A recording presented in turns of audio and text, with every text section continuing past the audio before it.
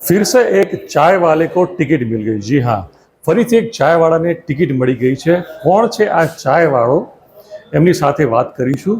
મહેસાણા મનપાની ચૂંટણીમાં મોડી રાતે થયેલા નામની જાહેરાતમાં એક પટાવાળા કે જે ભાજપ કાર્યાલયમાં 28 વર્ષથી ચા બનાવે છે, આવતા કાર્યકર્તાઓને પાણી પીવડાવે છે, એમને ટિકિટ મળી છે। મારી પાછળ આપને પહેલાં હું દ્રશ્ય બતાવવા માગીશ કે આ એ જ પટાવાળા છે કે જેમને ટિકિટ મળ્યા બાદ પણ આપ જોઈ શકો છો કે એમને એ પ્રકારનું કોઈ અભિમાન નથી કે ભાઈ મને તો ટિકિટ મળી ગઈ છે અને હું હવે શાના માટે પટાવાળાની કામગીરી કરું।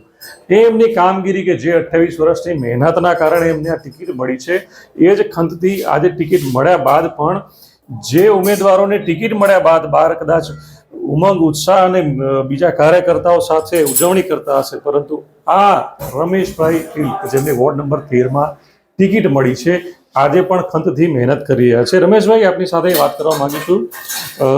આપ અહીંયા અત્યારે પણ આ ખંતથી કામ કરી રહ્યા છો, આપને ટિકિટ મળી છે, કેવી લાગણી અનુભવો છો?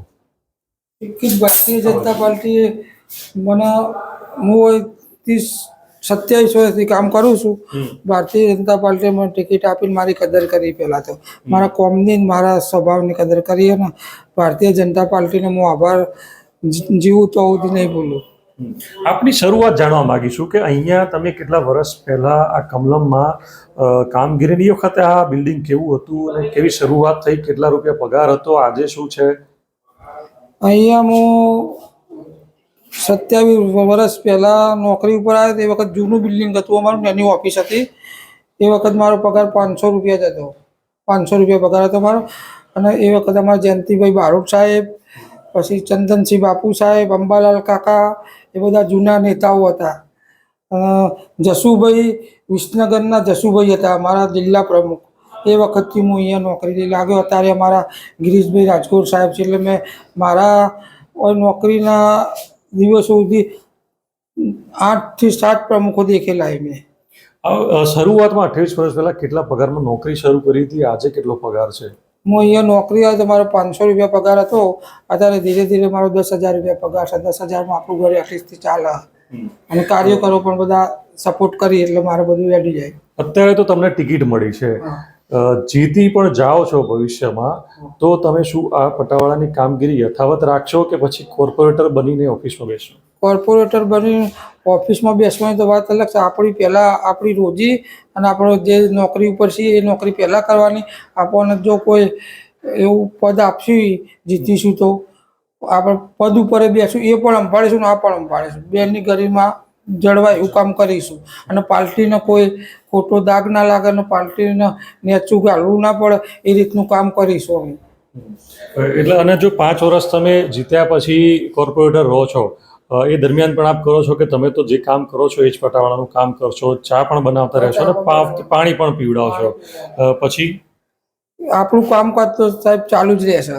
કોઈ બી અમારો મોટો હોદ્દો ના પછી આપી ના આપી તો પણ મારા જે આ છે ને આખી જિંદગી અહીંયા કાઢી અહીંયા જ કાઢવાની।